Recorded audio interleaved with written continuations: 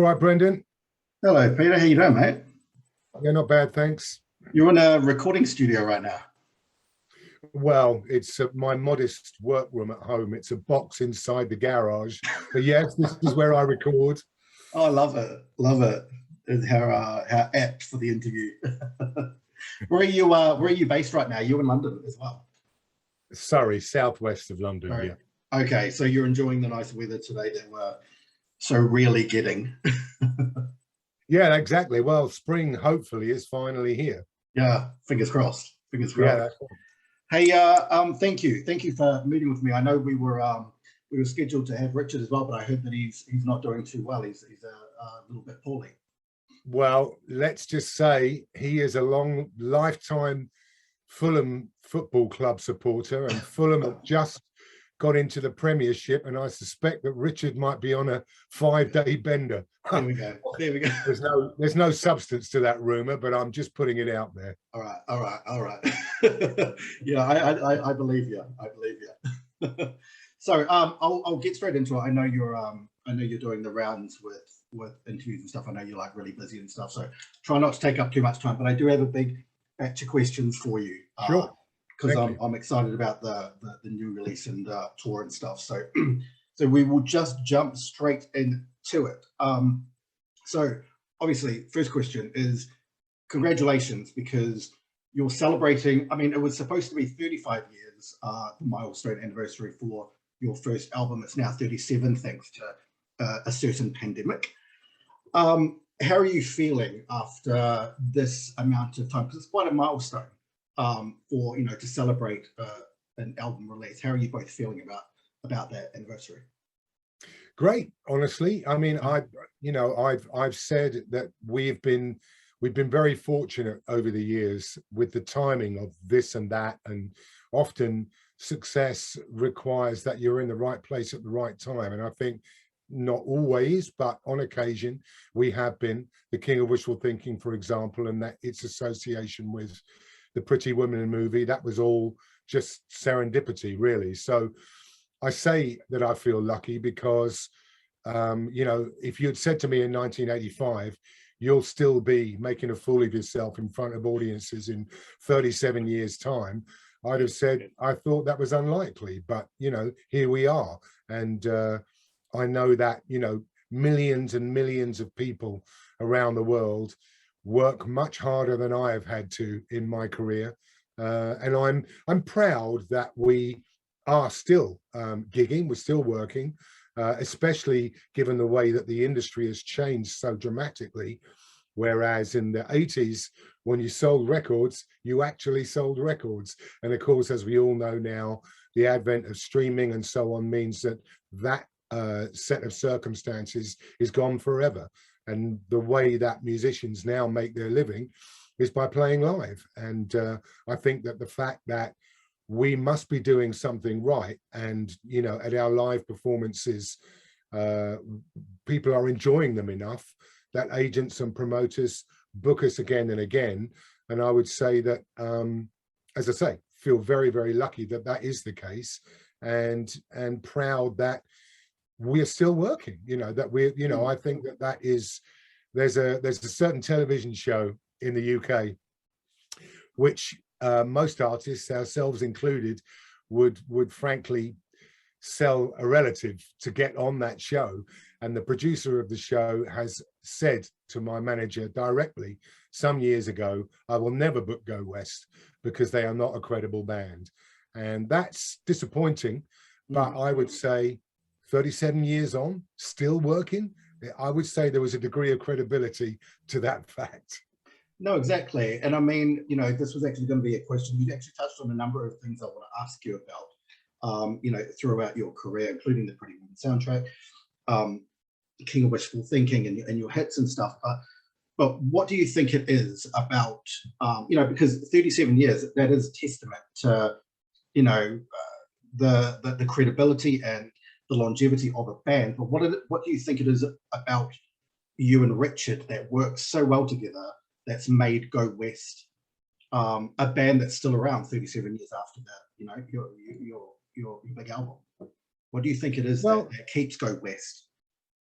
Go on. I'm bound to say that you know, there is a much talked about 80s revival Yeah. that's been going on longer than the 80s themselves, Yeah. and people do seem to enjoy the songs that Richard and I have written together, amongst many other artists. You know, there was a thing about the time that we were in, and the kinds of songs that were being written. Yeah. Maybe it was the spirit, maybe it was the overindulgence, who knows, but the songs have a certain positivity, I think, largely about them. And I've often said also that I think every era has a generation of fans that grew up with that music. You know, you know, my teenage years were full of Motown, and that music will always be powerful for me. But if you grew up in the 80s, then likely you fell in love for the first time, or imagined that you were falling in love, to this soundtrack to your teenage years. And that generation of people still seem passionate to come out and share that experience. For example, after lockdown, when we had 2 years of not performing at all, when we all rather nervously stepped out onto stages for the first time, when in the UK mask wearing was general, I think, Yeah. and we were still at that stage of the restrictions, and we only were playing outdoor festivals. There's a brand here called Rewind and a brand called Let's Rock. They are 80s retrospective festivals, and they have a large bill with a dozen artists, maybe more, in a day.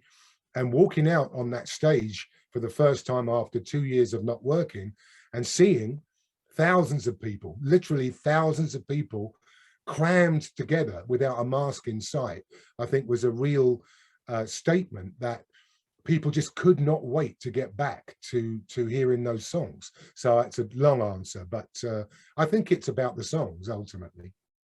So with this anniversary, you're obviously releasing. Actually got a copy of it on its way. I hope to have it before our interview to sort of show everyone. But you've got a box set coming out, and it's a very impressive box set because obviously it includes your big album.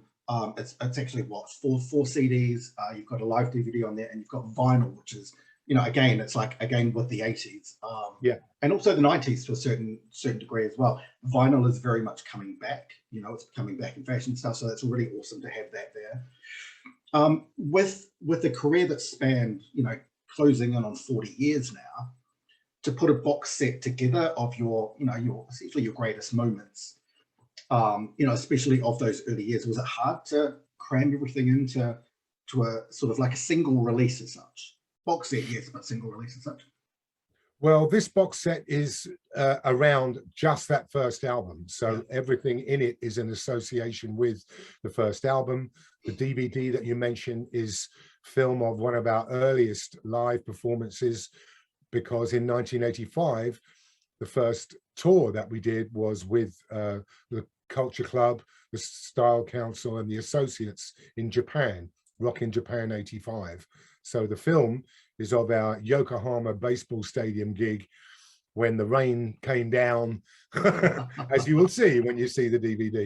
But what Richard and I were really anxious about was to make sure, as far as we possibly could, that the box set, which obviously includes material and recordings that our fan base will have bought long ago.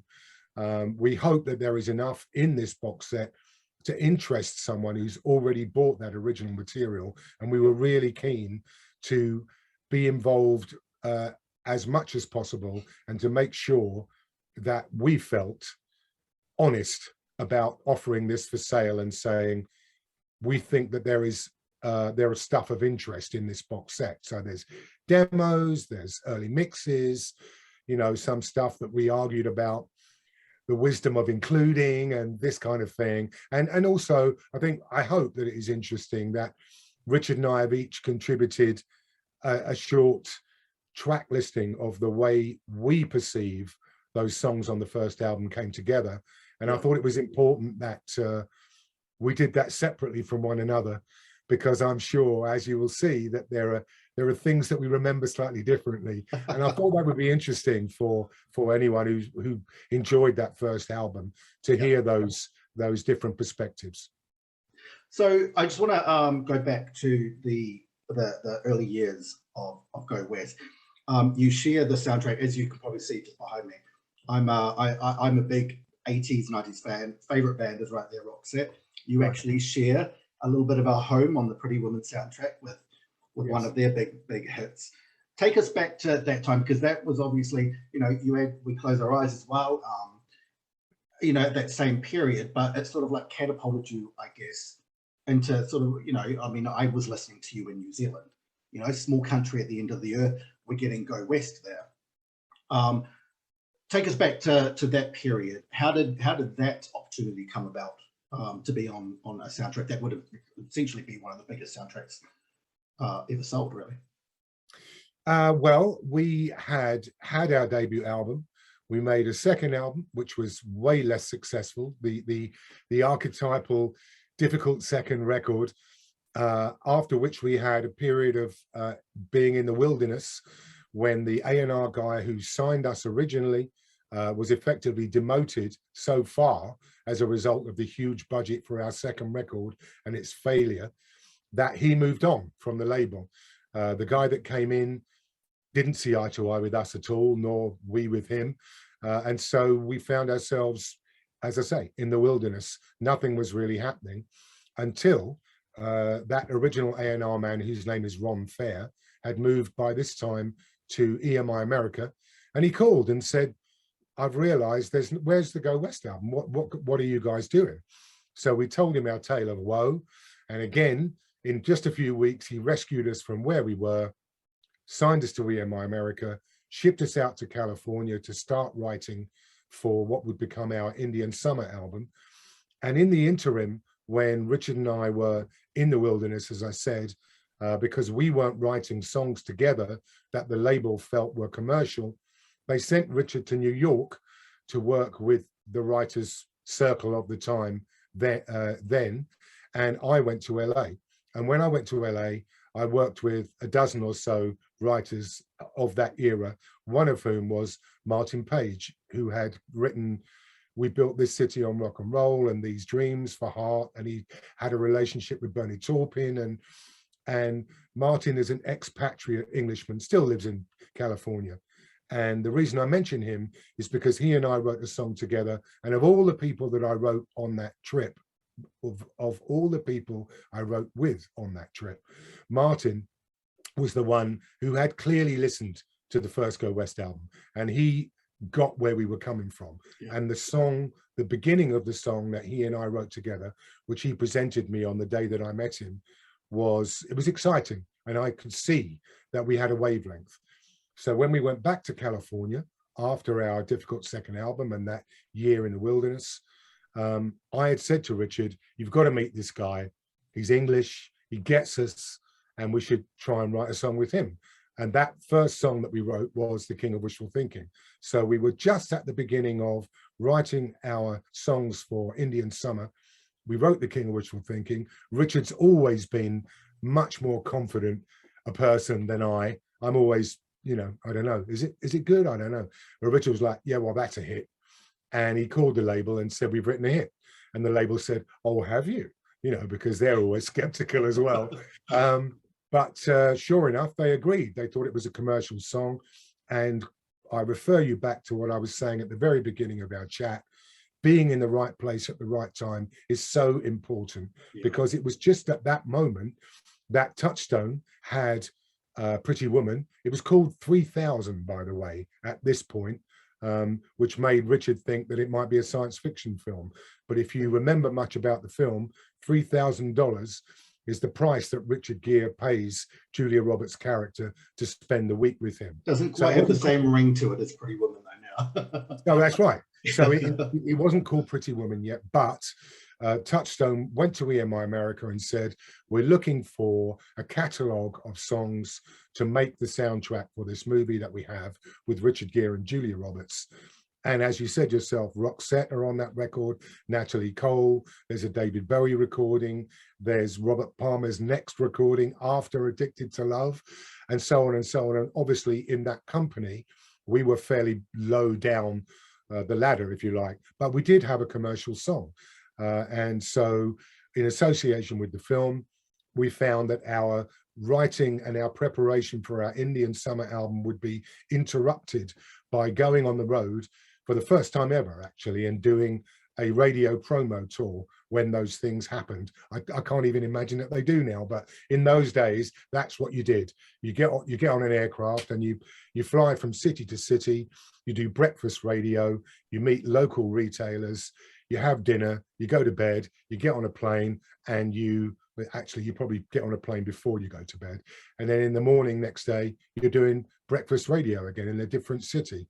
And it was really a hard grind, but we finally had our first American hit single. So it all paid off. But as I say, in terms of being involved with the film, it really was a question of right place, right time. That's right time. Yeah. So, I mean, you actually touched on, Peter, at the start about how the industry has changed. I mean, if you look now at the music industry, you've got streaming platforms, you've got even online gigs. Everything is promoted in a completely different way. Even the traditional structure of a band, you know, your guitars, your drums, and that has changed significantly over the last, you know, number of years. Absolutely. What's your views on how, what's your views of the direction of the music industry and how things are going, the value of songs, the way that the industry basically is heading towards, compared to where you've come from yourself in that traditional band structure, and again, the grueling days promoting stuff on radio and all of that? Well, I'm sure it's just as grueling promoting your stuff on radio these days. It's just, I mean, you make me think of the fact that Adele had to have throat surgery because, quite simply, because of overwork. Because when you are a new artist and you are successful, that is what the label expects you to do. You've got to be singing live at 7 in the morning, which is a ridiculous time for anyone to be singing live. Anyone who can do that well, respect.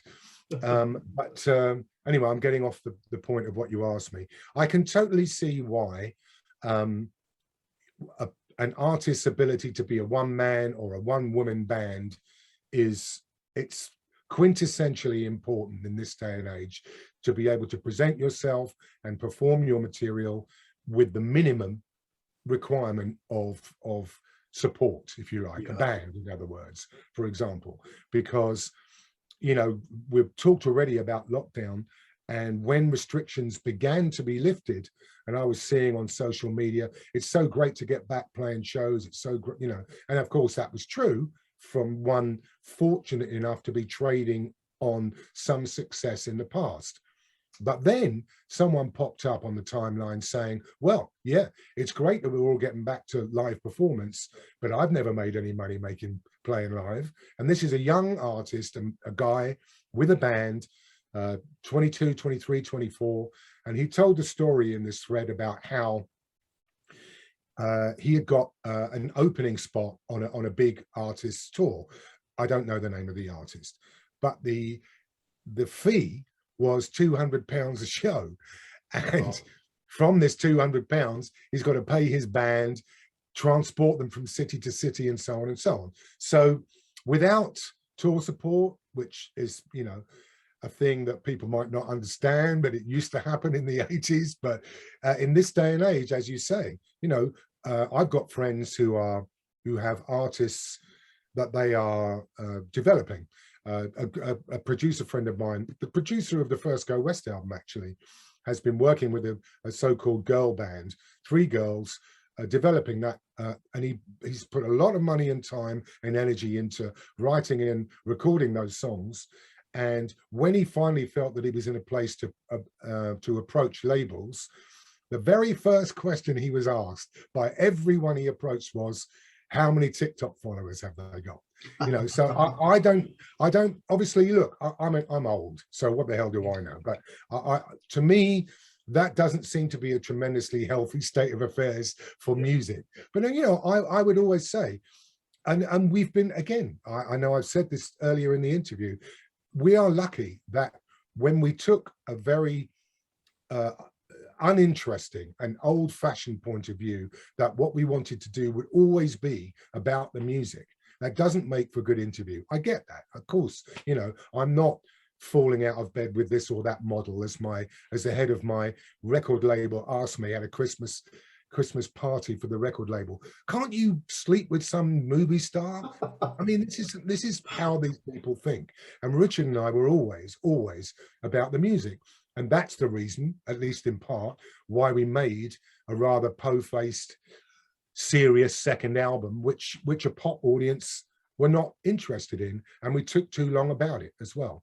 Anyway, I'm on the rant and I'm getting off the point. Yeah, I mean, I'm bound to say, again, I feel lucky that I made music. We had some success at a time when We Close Our Eyes, which got to #5 in the UK charts. And incidentally, New Zealand is the only other country in the world where we have a platinum album. Wow. I realize that connects to many fewer album sales, but it's still a platinum album. Hey, you're welcome, Peter. You're welcome. Thank you very much. Appreciate it. But our #5 single, We Close Our Eyes, sold 300,000 physical 7-inch singles. That was then. Now, that just simply doesn't happen.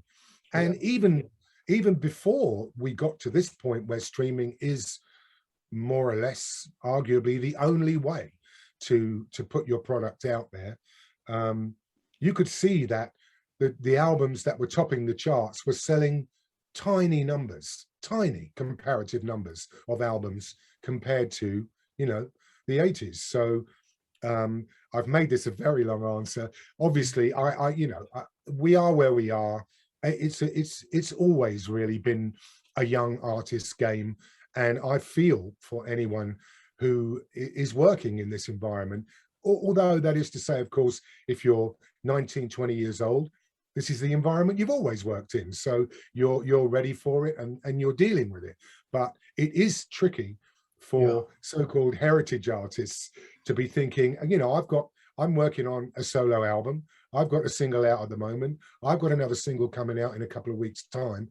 And I am wrestling with technology and getting a YouTube channel going and blah, blah, blah, and all the rest of it. You know, it's such a different set of circumstances now. And if I haven't been clear up to now, I haven't got much positive to say about it. Hey, just don't forget your TikTok for the new song. Sorry? Don't forget the TikTok for the new song. I think I'm not even bothering with TikTok. Yeah. I'm Instagram, Facebook, and Twitter is the most my elderly brain can encompass. So going back to your early years, because actually I read an interview, must have been a couple of weeks ago, where you had said something along the lines of you considered yourself quite a wallflower. Yeah. Not so confident. And I know you said that earlier, you had a little less confidence in things than Richard did. But I always saw you as, you know, you're the go-getter dancing frontman of Go West. So that sort of like, it felt quite contradictory to me. How did you get past that? Because obviously, you know, you do come across as a very confident performer, but obviously that wasn't always the case. Well, I think, you know, I still get nerves before a show, but that is about, you know, a voice is an unpredictable thing. Yeah. And again, I won't make my speech again about it always being about the music, but I feel a responsibility. I'm sorry if that sounds like an elderly thing to say, but, you know, if people have come to see us, they paid for the ticket, I want it to be good. And I'm the singer. So arguably, you know, I'm the one delivering the content of the song, however fantastic the band is. And we do have a fantastic band. Yeah. But I think to answer your question somewhat more briefly than I have been, I sang in the choir at school. I have a decent ear for pitch. I don't read music, but I do feel that when I'm in the position where I'm standing in front of our wicked band, and I've got an audience in front of me, hopefully, that are familiar with at least some of the material we're going to play, and they paid for their ticket and they're there to see us, I kind of feel like something needs to happen. So I wouldn't say that it was confidence necessarily, and I certainly wouldn't, not for a moment, suggest that I'm any kind of a dancer. But you know, if I'm throwing myself about in excitement at the music that the band are making around me, you know, that all comes because I just don't think you can just stand there. And I did a year with Manfred Mann, singing with Manfred Mann's Earth Band, which was a fantastic experience. And outside of New Zealand and Australia and the UK, Go West really didn't sell that many records in any other territories. And of course, so that means those other territories where we can now work 37 years later, we can hope to fill venues in those territories. Yeah. But when I worked with Manfred, I was gigging in Germany and Scandinavia, where I hadn't done any work before really live. And the reason I mention all of this is that in Germany, there is an audience for the kind of rock that I bought when I was a teenager, Wishbone Ash. I don't know if these names mean anything to you, but and I was really excited to see these bands.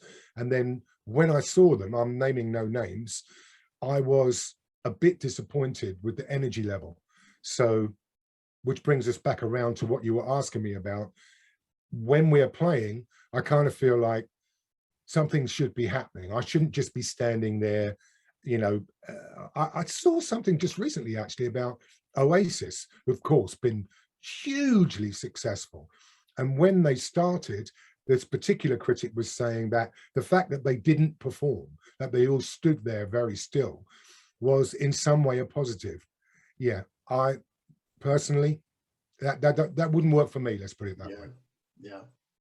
So I want to actually talk about live performances, because since lockdown, I want to talk about a couple of different tours, because you've got one coming up with Paul Young, which I want to ask you about in just a sec. But you've also just closed a tour with the South Bank Symphonia with Cutting Crew, and I can only imagine that you've got most 80s icons on your speed dial on your phone, because you seem to be performing with so many like legends of that era, which is amazing. How do you keep things fresh when it comes to live shows?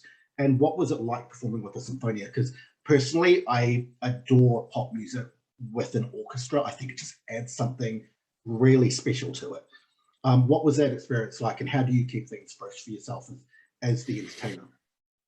Well, working with the Symphonia was amazing. It was really exciting. It was an education, because Richard and I had done one small spot in a show in the UK, which is organised annually by the Opera North Orchestra. So we stepped in and we did 4 of our most well-known songs. But with the South Bank Symphonia, this was an hour and 15 where we are playing a number of our songs and some very much less well-known songs, which lent themselves better, we felt, to an orchestral accompaniment. And again, I've already said I get anxious pre-show, so I was anxious about the whole thing for weeks before, because our sound, our recorded sound in 1985 was by design very synthesized. And for example, ABC's Lexicon of Love album had an orchestra all over it. So for Martin to do orchestral shows as ABC makes total sense. Whereas my imagination found it much more difficult to picture how Go West would sound with an orchestra.